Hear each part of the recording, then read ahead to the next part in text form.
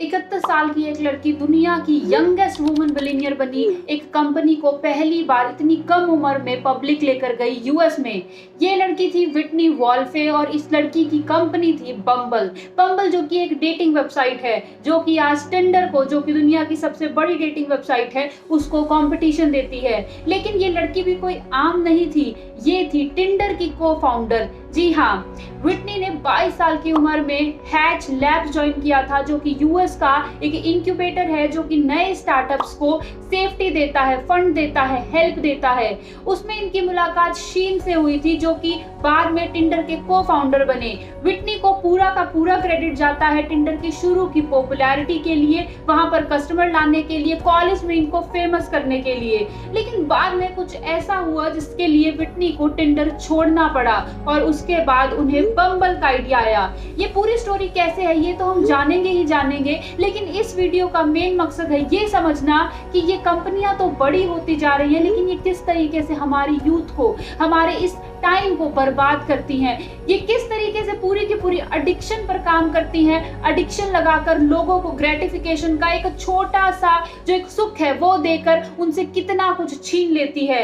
कैसे ये मैच का झांसा देकर ना आपको मैच मिलते हैं, आपका वक्त बर्बाद होता है, आपके इमोशंस बर्बाद होते हैं। व्हिटनी का टिंडर का एक्सपीरियंस इतना खराब रहा था कि जिस दिन उनकी कंपनी बम्बल पब्लिक गई, उस दिन भी उनकी आंखों में आंसू थे।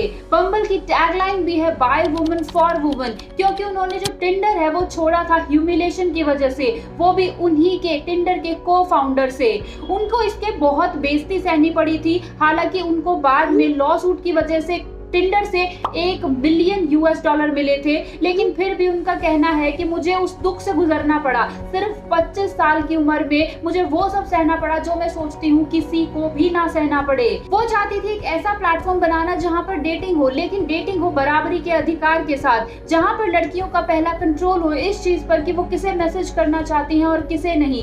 तब उन्होंने बम्बल पे ये फीचर डाला था कि जो पहला मैसेज है, जो पहली मूव है, वो सिर्फ लड़कियां ले सकती हैं। जिस दिन व्हिटनी की कंपनी पब्लिक हुई, उस दिन भी वो अपने एक साल के बच्चे को अपने हिप पर बिठाकर आई थी, ये दिखाने के लिए कि लड़कियां कुछ भी कर सकती हैं। लेकिन फिर भी इतनी बेहतरीन कहानी होने के बाद भी मैं ये क्यों कह रही हूँ कि जो टिंडर बम्बल है वो हमारा वक्त बर्बाद करती हैं, हमारे दिमाग में इस तरीके का फितूर डाल देती हैं कि हम उसमें उलझ कर रह जाते हैं, अपना पूरा वक्त बर्बाद करते हैं। आजकल की ज्यादातर सोशल नेटवर्किंग वेबसाइट्स हैं वो इंस्टेंट ग्रेटिफिकेशन पर वर्क करती हैं। जैसे कि आप इंस्टाग्राम रील्स को ही देख लीजिए, आप जब भी सोचेंगे कि आप इंस्टाग्राम को 5 मिनट के लिए चेक कर लें, लेकिन अगर आपने रील्स खोल लिए तो पता ही नहीं चलता कि घंटों कब निकल जाते हैं, क्योंकि वो भी ग्रेटिफिकेशन पर ही काम करता है। ग्रेटिफिकेशन का मतलब होता है कि आपको अच्छा लगना, आपको अच्छा महसूस करना।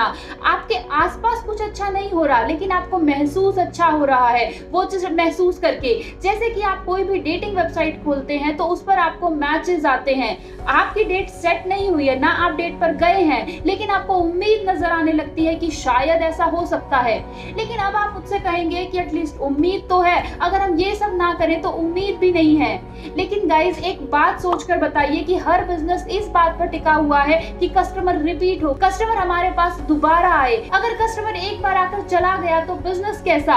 इसीलिए बम्बल भी इसी तरीके से काम करता है। उनका ज्यादातर मकसद ये होता है कि आप उनके प्रीमियम पैकेज लें, क्योंकि वही उनका बिजनेस मॉडल है।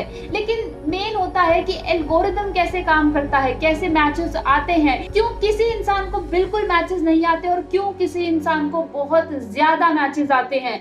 ऐसा होता है आपके प्रोफाइल रैंकिंग की वजह से। जी हाँ, जो बम्बल और टिंडर है वो पूरे के पूरे प्रोफाइल एल्गोरिथम पर काम करते हैं। जैसे कि इसका मैं आपको एक एग्जांपल देती हूँ। एक युवराज नाम का लड़का है जिसको बहुत सारी लड़कियां स्वाइप राइट करती हैं, मतलब कि वो उनको डेट करना चाहती हैं। इसीलिए युवराज जब भी बैक किसी लड़की को स्वाइप राइट करेंगे तो उसकी प्रोफाइल की रैंकिंग बढ़ जाएगी। अब युवराज ने किसी, मान लीजिए रिया नाम था इस लड़की का, इसकी प्रोफाइल को स्वाइप राइट किया है, इसका रैंकिंग बढ़ गया। अब ये किसी को स्वाइप राइट करेगी तो बहुत फर्क पड़ेगा। लेकिन वहीं पर युवराज जिन लड़कियों को स्वाइप लेफ्ट कर देते हैं, मतलब उन्हें पसंद नहीं करते, और वो किसी लड़के की प्रोफाइल को स्वाइप राइट भी करती हैं, तो बहुत फर्क नहीं पड़ता उनकी प्रोफाइल रैंकिंग पर। तो इस तरीके से एक दूसरे को सब समवेयर पॉइंट्स देते हैं, जो पॉइंट्स टिंडर बम्बल के काम आते हैं। ऊपर से इनका एक और फीचर होता है जिसमें ये आपको दिखाते हैं कि किन लोगों ने आपको स्वाइप राइट किया है, आपको सुपर लाइक किया है, वो उनको आपको ब्लर में दिखाया जाता है, उनकी फोटोज या पिक्चर्स नहीं दिखाए जाते, क्योंकि उस वक्त पर ये डेटिंग एप्स चाहते हैं कि आप पे करें। आपके मन में भी बहुत गुड़गुड़ होती है कि आपको किसने लाइक किया है, आप वो देखना चाहते हैं और उसी सोच में आप पे कर देते हैं। लेकिन क्या पे करने से आपके जो मैचेस हैं वो बढ़ जाते हैं? वेल, ये पूरी की पूरी आपकी किस्मत है। अगर आप पे करते हैं तो टिंडर बम्बल का सिर्फ इतना काम है कि वो आपके प्रोफाइल को थोड़ा ज्यादा ऊपर दिखाने लगेंगे। उसके बाद ये लोगों की ही मर्जी होगी कि वो आपको स्वाइप लेफ्ट या राइट करे।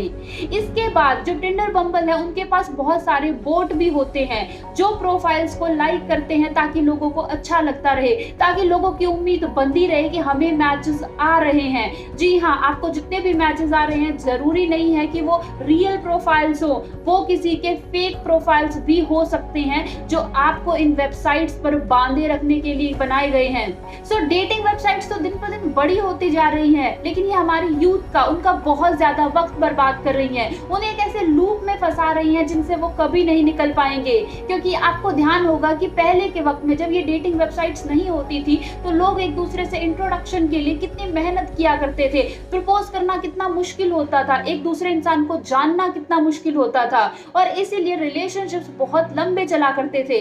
लेकिन आजकल के वक्त में चाहे शादी हो, चाहे डेट्स हो, चाहे दोस्त हो, वो आपको स्वाइप लेफ्ट राइट करने से मिल जाते हैं, और इसीलिए जो रिलेशनशिप्स की वैल्यू है वो बहुत कम हो जाती है। लोगों को लगता है कि हमारे पास हमेशा ऑप्शंस हैं, जिससे कि धीरे धीरे हमारी सोच पर बहुत असर पड़ता है। इस वीडियो में गाइस मैं आपको इतनी सी बात समझाना चाहती हूँ कि बड़ी बड़ी टेक कंपनियां जो दिन पर दिन और बड़ी होती जा रही हैं, यहाँ से यंगेस्ट मिलियनियर बिलियनियर्स निकल रहे हैं, लेकिन इन सब के लिए आप सिर्फ कस्टमर्स हैं जिनका वो यूज करते हैं अपने आप को बड़ा करने के लिए।